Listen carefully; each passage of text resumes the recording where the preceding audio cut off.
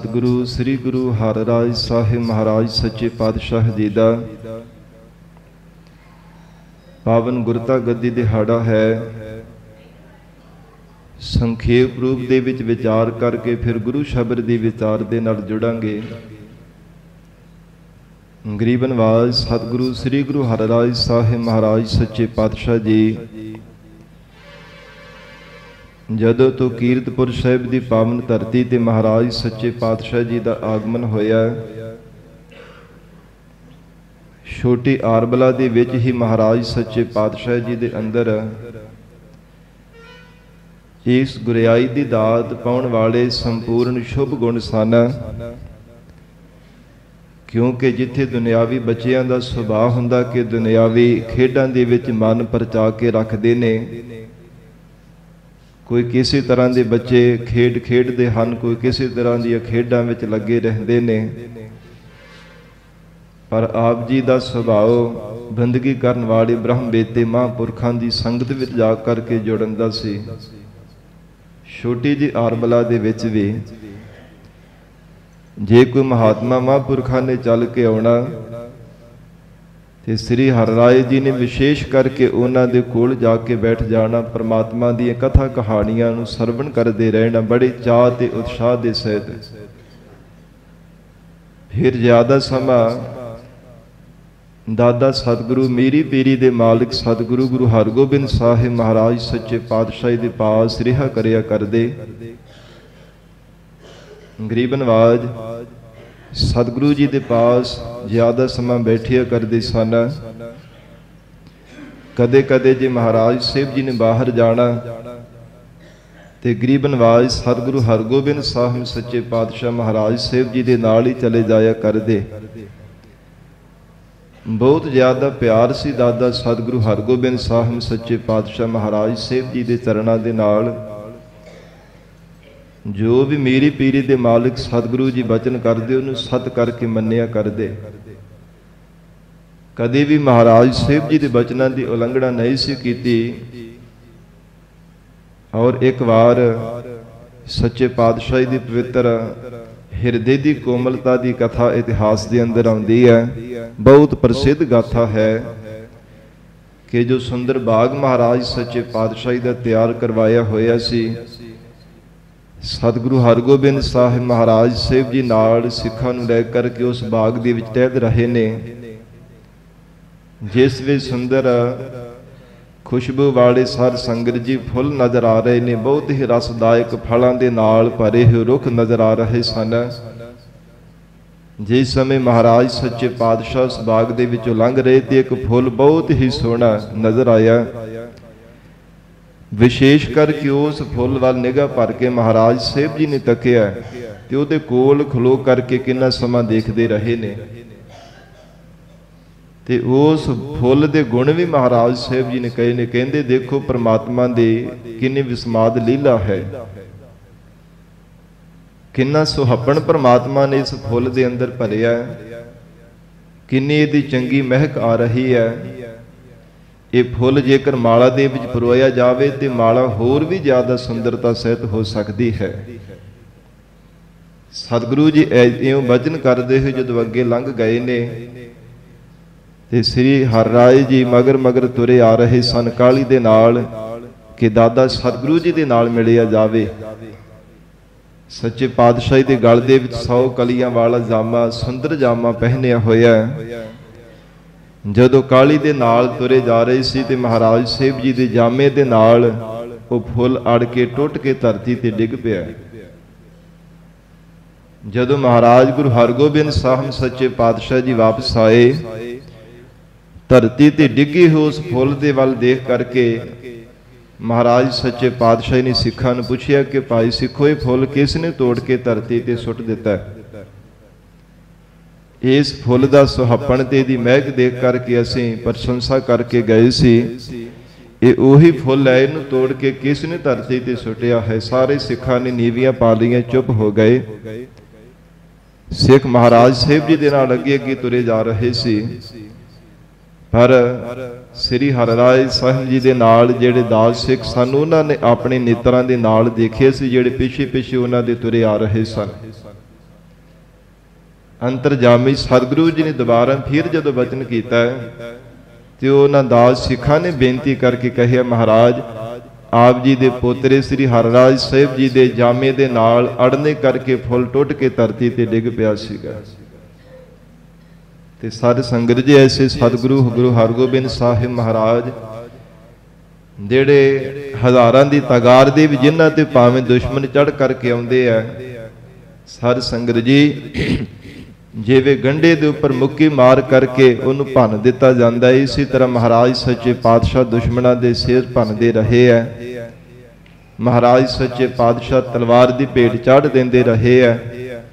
ਜਿੱਥੇ ਵੀਰ ਰਸ ਬਹੁਤ ਭਾਰੀ, ਉੱਥੇ ਹਿਰਦੇ ਦੀ ਕੋਮਲਤਾ ਵੀ ਮਹਾਰਾਜ ਸੱਚੇ ਪਾਤਸ਼ਾਹ ਦੀ ਕਹਿਣੇ ਕਥਨੇ ਤੋਂ ਬਾਹਰ ਹੈ। ਇੰਨੀ ਭਾਰੀ ਹਿਰਦੇ ਦੀ ਕੋਮਲਤਾ ਕਵੀ ਰਾਜ ਭਾਈ ਸੰਤੋਖ ਸਿੰਘ ਜੀ ਨੇ ਸ੍ਰੀ ਗੁਰਪ੍ਰਤਾਪ ਸੂਰਜ ਗ੍ਰੰਥ ਵਿੱਚ ਲਿਖਿਆ ਹੋਇਆ ਕਿ ਮਹਾਰਾਜ ਸਾਹਿਬ ਜੀ ਦੇ ਨੇਤਰਾਂ ਦੇ ਵਿੱਚੋਂ ਵੈਰਾਗ ਪ੍ਰਗਟ ਹੋਣ ਲੱਗ ਪਿਆ।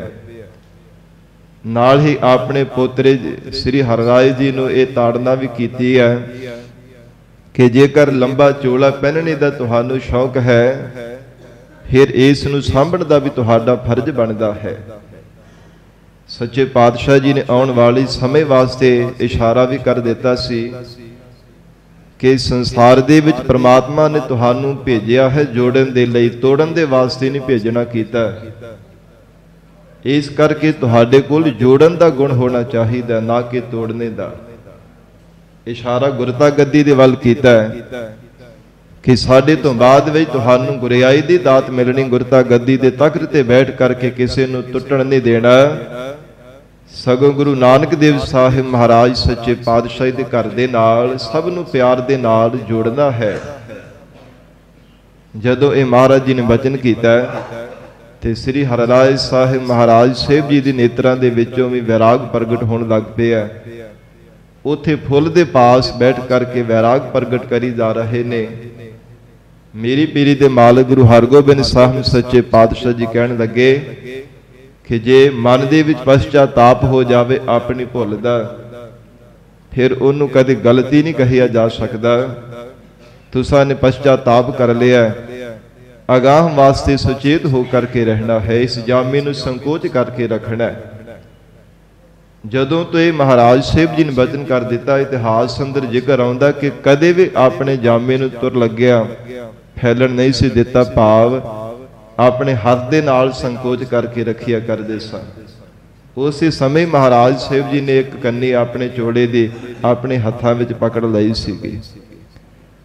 ਤੋ ਜੋ ਵੀ ਕੋਈ ਬਚਨ ਕਰਦੇ ਨੇ ਮਹਾਰਾਜ ਸਾਹਿਬ ਜੀ ਦਾ ਬਚਨ ਸਤ ਕਰਕੇ ਮੰਨਦੇ। ਜਦੋਂ ਧੰਨ ਗੁਰੂ ਹਰਗੋਬਿੰਦ ਸਾਹਿਬ ਮਹਾਰਾਜ ਸਾਹਿਬ ਜੀ ਨੇ ਸੱਚਖੰਡ ਗਮਨ ਕਰਨਾ ਸੀ, ਸੰਗਤ ਜੀ ਸੱਚਖੰਡ ਗਮਨ ਕਰਨੇ ਤੋਂ ਪਹਿਲਾਂ ਮਹਾਰਾਜ ਸਾਹਿਬ ਜੀ ਨੇ ਸਿੱਖਾਂ ਨੂੰ ਹੁਕਮ ਕੀਤਾ ਹੈ, ਕੀਰਤਪੁਰ ਸਾਹਿਬ ਦੀ ਪਾਵਨ ਧਰਤੀ ਤੇ ਉੱਚਾ ਥੜਾ ਦੇਖ ਕਰਕੇ, ਸੁੰਦਰ ਥਾਂ ਦੇਖ ਕਰਕੇ ਮਹਾਰਾਜ ਸੱਚੇ ਪਾਤਸ਼ਾਹ ਨੇ ਬਚਨ ਕੀਤਾ, ਇੱਥੇ ਦੀਵਾਨ ਸਜਾਇਆ ਜਾਵੇ। ਦੂਰ ਦੂਰ ਤੱਕ ਮਹਾਰਾਜ ਸਾਹਿਬ ਜੀ ਨੇ ਸੰਗਤਾਂ ਨੂੰ ਸੁਨੇਹੇ ਭੇਜ ਦਿੱਤੇ ਹਨ ਕਿ ਧੰਨ ਗੁਰੂ ਹਰਗੋਬਿੰਦ ਸਾਹਿਬ ਮਹਾਰਾਜ ਸਾਹਿਬ ਜੀ ਦਾ ਮੀਰੀ ਪੀਰੀ ਦੇ ਮਾਲਕ ਸਤਿਗੁਰੂ ਜੀ ਦਾ ਹੁਕਮ ਹੈ ਕਿ ਸਾਰੀਆਂ ਸੰਗਤਾਂ ਕੀਰਤਪੁਰ ਸਾਹਿਬ ਦੀ ਧਰਤੀ ਤੇ ਵਿਸ਼ੇਸ਼ ਕਰਕੇ ਪਹੁੰਚਣ। ਮਹਾਰਾਜ ਸਾਹਿਬ ਜੀ ਦਾ ਆਦੇਸ਼ ਸਭ ਥਾਵਾਂ ਤੇ ਸਾਰੇ ਇਲਾਕਿਆਂ ਵਿੱਚ ਸਿੱਖਾਂ ਨੇ ਪਹੁੰਚਾ ਦੇਣਾ ਕੀਤਾ ਤੇ ਸਿੱਖ ਸੰਗਤਾਂ ਹਜ਼ਾਰਾਂ ਦੀ ਤਾਦਾਦ ਦੇ ਵਿੱਚ ਇਕੱਤਰ ਹੋ ਕਰਕੇ ਮਹਾਰਾਜ ਸਾਹਿਬ ਜੀ ਦੇ ਦੀਦਾਰ ਕਰਨ ਵਾਸਤੇ ਆ ਰਹੀਆਂ ਨੇ। ਜਦੋਂ ਉੱਚੇ ਥਾਂ ਤੇ ਮਹਾਰਾਜ ਸੱਚੇ ਪਾਤਸ਼ਾਹ ਦੀ ਸਿੰਘਾਸਣ ਸਜਾ ਦਿੱਤਾ ਗਿਆ, ਸਾਰੀ ਸੰਗਤ ਜੀ ਸੁੰਦਰ ਕਨਾਤਾਂ ਤਾਣੀਆਂ ਗਈਆਂ ਨੇ, ਸ਼ਮਿਆਨਿਆਂ ਦੇ ਨਾਲ ਮਹਾਰਾਜ ਸੱਚੇ ਪਾਤਸ਼ਾਹੀ ਦਾ ਬਚਨ ਮੰਨ ਕਰਕੇ ਬੜੀ ਸੁੰਦਰਤਾ ਸਹਿਤ ਫਰਸ਼ ਵਿਛਾਏ ਗਏ, ਸਾਰੀ ਤਿਆਰੀ ਕੀਤੀ ਗਈ ਹੈ। ਉੱਚੇ ਥਾਂ ਤੇ ਮਹਾਰਾਜ ਸਾਹਿਬ ਜੀ ਦਾ ਵਾਸਤੇ ਜਿੱਥੇ ਤਖਤ ਸਜਾਇਆ ਗਿਆ, ਉੱਪਰ ਸੁੰਦਰ ਚੰਦੋਆ ਤਾਣਿਆ ਗਿਆ, ਪਸ਼ਮੀਨੇ ਦੀਆਂ ਡੋਰਾਂ ਦੇ ਨਾਲ ਸਾਧ ਸੰਗਤ ਜੀ ਉਸ ਨੂੰ ਬੰਨਣਾ ਕੀਤਾ ਹੈ। ਬੜੇ ਹੀ ਸੋਹਣੇ ਢੰਗ ਦੇ ਨਾਲ ਇਹ ਸਾਰੀ ਤਿਆਰੀ ਸਿੱਖਾਂ ਨੇ ਆਪ ਕੀਤੀ ਹੈ। ਜਦੋਂ ਸਾਰੀ ਤਿਆਰੀ ਹੋ ਗਈ ਨੇ, ਸੇਵਕਾਂ ਨੇ ਆ ਕੇ ਬੇਨਤੀ ਕੀਤੀ, ਸੱਚੇ ਪਾਤਸ਼ਾਹ ਆਪ ਜੀ ਦੇ ਬਚਨਾਂ ਅਨੁਸਾਰ ਦੀਵਾਨ ਸਜਾ ਦਿੱਤਾ ਗਿਆ, ਗਰੀਬ ਨਵਾਜ ਆਪ ਕਿਰਪਾ ਕਰਕੇ ਆ ਕੇ ਸੰਗਤਾਂ ਨੂੰ ਦੀਦਾਰ ਬਖਸ਼ੋ। सिख संगतां एक टक निगाह ला करके महाराज सच्चे पातशाही दे दीदार करन वास्ते तक रहिया ने। मेरी पीरी दे मालिक गुरु हरगोबिंद साहब सच्चे पातशाह जी आ रहे है। एक पासे सतगुरु जी दे नाल श्री हरराय जी महाराज साहिब जी दे पोतरा जी आ रहे ने। दूजे पासे सच्चे पातशाह जी दे साहबजादे बाबा अणी राय जी, बाबा सूरजमल जी अते श्री तेग बहादुर जी, साध संगत जी तीन साहबजादे महाराज सच्चे पातशाही दे नाल आ रहे ने। और गरीब नवाज सतगुरु जी दा परिवार और इस प्रकार होर भी जिहड़े मुखी सिख हन महाराज साहिब जी दे नाल पिछे पिछे तुरे आ रहे हैं कि अज केड़ा कौतक महाराज सच्चे पातशाह जी वरताउण लगे है। बहुत हज़ारां दी तगार दी भी सिख संगतां सतगुरां दे सजे हो दीवान विच एक टक निगाह ला करके तक रहियां ने। तो संगत जी जदों सारी संगत दीवान दे विच आ करके सज गई, उस समय महाराज सच्चे पातशाह जी ने रबाबी सिखां नूं हुक्म कीता कि गुरु की बाणी दे कीर्तन शब्द गायन कीते जाण। और जेड़े नकीब सन उन्हां ने भी मिल करके भट जाना ने भी साध संगत जी वारां पढ़ करके सुनावना कीतियां ने। सच्चे पातशाही दे बचनां अनुसार जेड़े रबाबी सिख है उन्हां ने महाराज सच्चे पातशाही दरबार दी बहुत भारी शोभा कीती है। ये पौड़ियां रूप दे विच महाराज साहिब जी दा जस गाया। सच्चे पातशाह वड्डा तेरा दरबार, सच्चा तुध तखत, सिर साहा पातशाह, निहचल चौर छत। हे महाराज संसार दे विच बड़े बड़े दरबारी लोग होए है, वड्डे तो वड्डे दरबार लगाउंदे रहे, पर आप जैसा दरबारी और आप जैसा वड्डा दरबार लाउण वाला कोई नहीं संसार भर दे विच जिहड़ा तुहाडे दरबार दी कोई बराबरता कर सके। इन्नी भारी शोभा महाराज सच्चे पातशाह आप जी दी परम पवित्र दरबार दी है। सतगुरु जी दी बहुत भारी शोभा महाराज सच्चे पातशाही दे जस उचारण किया गया है। फिर सतगुरु हरगोबिंद साहिब महाराज साहिब जी ने भाई भाना जी नूं हुक्म किया है, जेड़े ब्रह्म ज्ञान की अवस्था वाले बाबा बुढ़ा साहिब जी की वंश दे विचों सन, कि सच्चे पातशाह जी कहते चलो हुण गरियाई की रस्म की जावे। सारे निगाह भर करके तक रहे सन कि मेरी पीरी दे मालिक सतगुरु जी अपने साहबजादियां दे विचों किन्हां नूं गुरता गद्दी की दात देणगे। किसी दे मन विच विचार नहीं सीगा, कोई टावा टावा सिख सी जिहदे मन विच विचार प्रगट हुंदा सी कि गुरु हरगोबिंद साहिब महाराज सच्चे पातशाह जी अपने पोतरे नूं गुरता गद्दी की दात बख्शणगे। नहीं तो सारे सिख संगतां एक टक निगाह ला करके सतगुरां दे साहबजादियां वल तक रहे ने कि तिन्हां साहबजादियां दे विचों किस साहबजादे नूं महाराज साहिब जी गुरता गद्दी की दात देणगे। क्योंकि सतगुरु जी दे 5 साहबजादे सन। गुरु हरगोबिंद साहिब महाराज साहिब जी दे साध संगत जी जिन्हां 5 साहबजादियां दे विचों बाबा अटल राय जी ते बाबा गुरदिता जी वो सचखंड गमन कर गए सन महाराज साहिब जी का वचन मन करके। क्योंकि बाबा गुरदिता जी दे कोल बहुत भारी शक्तियां सन। तिन्हां ने मरी हो गऊ नूं जिउंदिया कर दिता सी। महाराज साहिब जी का हुक्म सी कि तुसां ने शक्तियां कोल हन पर ये शक्तियां नूं वरतना नहीं है। महाराज जी का वचन ना मनने करके मरी हो गऊ नूं जिउंदिया कर दिता सी बाबा गुरदिता जी ने। फिर साध संगत जी उस गऊ की थां ते फिर बाबा गुरदिता जी नूं अपना शरीर त्यागना पिया सीगा। इसी प्रकार बाबा अटल राय जी ने साध संगत जी मरे हुए जेड़ा भाई मोहन सिंह जी दे नाल खेडां खेडिया करदे सन, जिन्हां दी यादगार गुरुद्वारा अटल राय साहिब भी बनिया श्री अमृतसर साहिब की पावन धरती ते। वो बाबा अटल राय जी मेरी पीरी दे मालिक सतगुरु गुरु हरगोबिंद साहिब सच्चे पातशाह जी दे साहबजादा। तिन्हां ने भी महाराज साहिब जी का वचन मन करके अपना शरीर शांत कर दिता सीगा। हजूर का हुक्म सी कि तुसां ने अपनी कोई शक्ति नहीं विखावनी, गुरु सुपुत्र हो तुहाडे पाद शक्तियां ने। पर महाराज जी का वचन विसारने करके साध संगत जी शरीर अपना शांत करना पिया सीगा। और फिर 2 साहिबजादे गुरपुरी सुधार गए। फिर उन्होंने 5 ਦੇ ਵਿੱਚੋਂ 3 साहिबजादे महाराज जी के पास बाबा अणी राय जी, बाबा सूरजमल जी ਅਤੇ श्री तेग बहादुर साहिब जी। सिख संगतां एक टक निगाह ला करके तक रहिया ने किहड़े साहिबजादे नूं महाराज गुरियाई दे तख्त ते बिठाउणगे। पर जदों देखदिया ही देखदिया मीरी पीरी दे मालिक सतगुरु जी ने अपने पोतरा जी नूं भाव श्री हरराज साहिब महाराज सच्चे पातशाह जी ने हुक्म किया कि आओ गुरता गद्दी दी संघासन ते आ करके विराजमान होना करो। महाराज साहिब जी ने अपने हाथ विच 5 पैसे नालिएर लै करके 3 प्रदक्षिणा कीतियां और समुची संगत दे देखदियां ही महाराज साहिब जी ने आप सब तो पहला नमस्कार कीती है श्री गुरु हरराज साहिब महाराज सच्चे पातशाह जी दे चरणां ते। इतिहास अंदर बचन आउंदे आ संमत 1695 बिक्रमी चेतर सुदी त्रौदसी का दिन सी जदों महाराज सच्चे पातशाह ने गुरता गद्दी की दात बख्शी है गुरु हरराज साहिब पातशाह जी नूं। कीरतपुर साहिब की पावन धरती ते महाराज जी ने प्रदक्षिणा करके आप नमस्कार कीती है।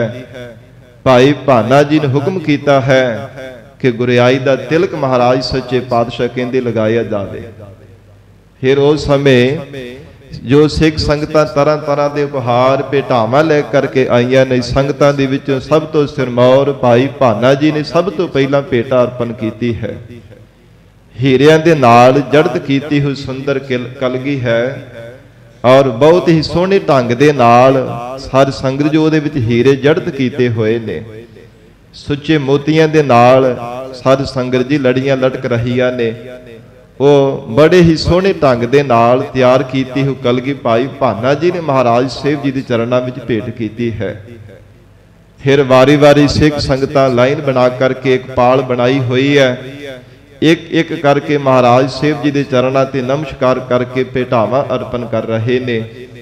कोई सारी संगत जी दूरों दूरों चल करके आए हुए सिख संगतां, कोई सिख चंगी चंगी नस्ल के घोड़े लै करके आके अर्पण करदा है, कोई महाराज साहिब जी के चरणों में चंगे चंगे शस्त्र भेंट करता पिया, कोई धन कोई पदार्थ जिहो जी किसी को समर्था सी महाराज साहिब जी के चरणों में भेटावां लिया करके अर्पण करी जा रहे ने। भाई जोध राय जी ने 5 घोड़े महाराज साहिब जी के चरणों में भेंट किए। सच्चे पातशाह जी दी महान खुशियां प्राप्त कीतियां ने। ते सारी संगत जी फिर सारा दिन दीवान सजिया रहा और उस समय गुरु हरगोबिंद साहिब महाराज सच्चे पातशाह जी ने हुक्म किया समुची सिख संगत नूं, ऐ संगत जी जिवें साडे चरणां ते झुक करके आप जी अदब ते प्यार दे नाल नमस्कारां करिया करदे सी, इसी तरह साडे पोतरे सतगुरु श्री गुरु हरराज साहिब महाराज सच्चे पातशाह नूं साडा ही स्वरूप जान करके चरणां ते झुक करके नमस्कारां करिया करियो। जो भी किसी दे मन की भावना तमन्ना होवेगी महाराज कहंदे पूरी हो जाया करिया करेगी। सारी संगत जी जिस समय दीवान की समाप्ति हुई है, गरीब नवाज धन सतगुरु हरगोबिंद साहिब महाराज सच्चे पातशाह जी महाराज महलों के विच जदों आए ने, उस समय माता मरवाही जी ने बड़ा मन के अंदर ये विचार करके बेनती की, सच्चे पातशाह आप जी दे साहिबजादे सच्चे पातशाह जी योग सन, 3 साहिबजादे विचों किसी भी साहिबजादे नूं आपने गुरता गद्दी दी दात नहीं दिती। महाराज अपने पोतरे नूं गुरियाई तख्त ते बैठा दिता कि आप जी दे जेड़े सपुत्र सन एक कोई इन्हां विच कोई घाट सी गुणां दी, तुहाडी आगे विच रह के जीवन निर्वाह करिया करदे सन। मेरी पीरी दे मालिक सतगुरु जी ने वचन किया, कहण लगे मरवाही जी जो अकाल पुरख परमात्मा जी का हुक्म सीगा उस हुक्म अनुसार ही आसा ने ये सारा कुछ एक खेड वरताई है। सच्चे पातशाह महाराज साहिब जी ने वचन कर दिता है। इतिहास अंदर जिक्र आउंदा है माता नानकी जी ने भी आ करके बेनती की है सतगुरु जी की महला जी ने कि महाराज आप जी ने ऐसा क्यों करना कीता। हजूर ने वचन किया, कहन लगे ये परमात्मा जी का हुक्म है, अकाल पुरख वाहिगुरु जी की रजा है। जो परमात्मा दा हुक्म सी असीं उसे अनुसार करना कीता सी, आप नहीं कुछ भी कीता। महाराज साहिब जी ने धीरजता दे वचन कहे है। और इस प्रकार साध संगत जी जदों गरीब नवाज सतगुरु जी के चरणों में जा करके माता नानकी जी ने बेनती की, महाराज अजे आरबला भी बहुत छोटी है, आप जी दे पोतरे सतगुरु हरराज साहिब महाराज साहिब जी दे, फिर इन्हां दा सुभाव भी बड़ा कोमल है, वीर रस कदे भी इन्हां दे अंदर असीं देखना नहीं कीता, ते दुश्मनां दे नाल जंग युद्ध भी हुंदे रहे है। हकूमत साडे बार बार दाव पेच लाउंदी रहिंदी है, सारी खिलाफ हो करके रहिंदी है, ते जे किते दुश्मन चढ़ करके आ जाणगे ते फिर किवें उन्हां दा डट करके मुकाबला करनगे। सच्चे पातशाह महाराज साहिब जी ने वचन कीता है, सतगुरु हरराज साहिब महाराज जी नूं कहण लगे तुसीं 2200 घोड़ सवार शस्त्र धारी सूरबीर योधे अपने पाद सदा ही त्यार बर त्यार रखिया करने। कहण लगे महाराज सत बचन, पर नाले भी बचन कर दिता केवल ये शस्त्र धारी सूरबीर योधे अपने पास रखने है, पर तुहानू जंग करने का साडा हुक्म नहीं है। महाराज सच्चे पातशाह जी जे असीं जंग नहीं करांगे दुश्मन चढ़ करके आउणगे, महाराज साडा गुरु घर दा करके नुकसान करनगे, सिखां दा नुकसान करनगे, ते महाराज संसार दे लोग सानू कायर ते बुझदे आखणगे कि इन्हां दा दादा सतगुरु हरगोबिंद साहिब महाराज किद्दा वड्डा योधा सी, पर अगे उन्हां दा पुत्रा श्री गुरु हरराज साहिब ये तां कायर हन, फौजा अपने पास रख करके भी अपना धर्म निभाउंदे नहीं, दुश्मन दे नाल मुकाबला नहीं करदे। महाराज सच्चे पातशाह संसार दे लोग सानू बुझदे आखणगे। हजूर ने वचन किया उस समय, कहन लगे साडा वचन याद रखना, जेकर कोई दुश्मन चढ़ करके आवेगा ना तुहाडे तक पहुंच ही नहीं सकेगा। कीरतपुर साहिब नूं महाराज कहंदे तत्ती वाह नहीं कदे लगेगी। कहन लगे साडा वचन याद रखना। साध संगत जी सतगुरु हरराज साहिब महाराज साहिब जी ने हाथ जोड़ करके सत वचन कह दिता, महाराज जो आप जी दा हुक्म है। धन सतगुरु श्री गुरु हरराज साहिब महाराज सच्चे पातशाह जी ने दादा सतगुरु जी का वचन सत करके मन्निया, वो वचन नूं कमाया भी। संगत जी 2200 घोड़ सवार फौजां नूं अपने पास रखिया, पर कदे अपने जीवन दे अंदर एक भी युद्ध महाराज सच्चे पातशाह ने दुश्मनां दे नाल नहीं करना कीता। जेकर दुश्मन चढ़ करके आए भी सन, पर उस समय भाई गौरे ने अपने नाल दे सिखां नूं लै करके उन्हां दा डट करके मुकाबला कीता। कीरतपुर साहिब नगर दे अंदर प्रवेश ही नहीं सी उन्हां नूं होण दिता। जो महाराज साहिब जी ने वचन कहे सी कि नगर अंदर प्रवेश ही नहीं कोई कर सकणगे, किन्ने भी भारी तागार दे विच भावें कोई दुश्मन चढ़ करके आ जाणगे। सच्चे पातशाह धन गुरु हरराज साहिब पातशाह जी ने वचन कमावना कीता। तो सारी संगत जी जदों तो गुरता गद्दी तख्त ते महाराज साहिब जी विराजमान होए है, जिवें दादा सतगुरु हरगोबिंद साहिब महाराज सजे हो दीवान दे विच सिंघासन ते विराजमान हो करके संगतां नूं दर्शन दीदारे बख्शिश करदे, उपदेश दे करके महाराज साहिब जी ने हाल करिया करदे। उसी तरह श्री गुरु हरराज साहिब महाराज साहिब जी गुरु नानक पातशाही दे घर दी जो मर्यादा जो रीति सी, सजे हो दीवान दे विच जा करके महाराज सिंघासन ते सुशोभित हो जाते हैं, और रबाबी सिख एक पासे गुरु की बाणी दा कीर्तन करते हैं। महाराज सच्चे पातशाह फिर संगत नूं उपदेश देंदे हैं, सही रस्ते ते पावंदे भुल्लिया भटकिया नूं सीधा रस्ता महाराज सच्चे पातशाह जी दिखाउंदे हैं। साध संगत जी जेकर कोई दुखियारा आकर के महाराज साहिब जी दे चरणां ते दुखी हिरदे दे नाल बेबल हो करके पुकार करदा है, महाराज जी दे चरणां विच बेनतियां करदा है, उन्हां दुखियारियां दा दुख नहीं महाराज सच्चे पातशाह जी तो जरिया जांदा है। गरीब नवाज श्री गुरु हरराज साहिब महाराज सच्चे पातशाह जी कोड़ियां दे कोड़ दे रोग दूर कर देंदे है। ऐसे महाराज सच्चे पातशाह जी दया दे घर सतगुरु जी है। सारी संगत जी जिन्हां सतगुरां दा अज पवित्र गुरता गद्दी दिवस है, महाराज सच्चे पातशाह जी दे गुरियाई तखत दियां सारी संगत जी इस पवित्र दिवस दियां ਆਪ ਸਰਬੱਤ ਸੰਗਤਾਂ ਨੂੰ ਬੇਅੰਤ ਵਧਾਈਆਂ ਹੋਵਣ। ਸਤਿਗੁਰੂ ਜੀ ਮਿਹਰ ਕਰਨ, ਸਾਨੂੰ ਸਭ ਨੂੰ ਦਰੋਂ ਕਰੋਂ ਪਿਆਰੀ ਸਿੱਖੀ ਨਾਮ ਦੀ ਦਾਤ ਆਪਣੇ ਚਰਨਾਂ ਦਾ ਪਿਆਰ ਅਤੇ ਭਰੋਸਾ ਬਖਸ਼ਿਸ਼ ਕਰਕੇ ਨਿਵਾਜਣ। ਜਿਨ੍ਹਾਂ ਨੂੰ ਸਿੱਖੀ ਬਖਸ਼ੀ ਹੈ ਕਮਾਉਣ ਦਾ ਬਲ ਬਖਸ਼ਣ। ਇਹ ਮਹਾਰਾਜ ਸਾਹਿਬ ਜੀ ਦੇ ਚਰਨਾਂ ਵਿੱਚ ਅਰਦਾਸ ਕਰੀਏ। ਔਰ ਜੋ ਸਤਿਗੁਰੂ ਜੀ ਨੇ ਸਾਨੂੰ ਸਿਧਾਂਤ ਬਖਸ਼ਿਸ਼ ਕੀਤਾ ਹੈ ਨਾ ਕਿ ਜਿੱਥੇ ਗੁਰੂ ਕੀ ਬਾਣੀ ਨੂੰ ਪੜ੍ਹਨਾ ਹੈ, ਵਿਚਾਰਨਾ ਹੈ, ਸਰਵਣ ਕਰਨਾ ਹੈ, ਉਥੇ ਗੁਰਬਾਣੀ ਦਾ ਵੱਧ ਤੋਂ ਵੱਧ ਅਦਬ ਸਤਿਕਾਰ ਵੀ ਕਰਨ ਦਾ ਸਿੱਖ ਦਾ ਫਰਜ਼ ਬਣਦਾ ਹੈ।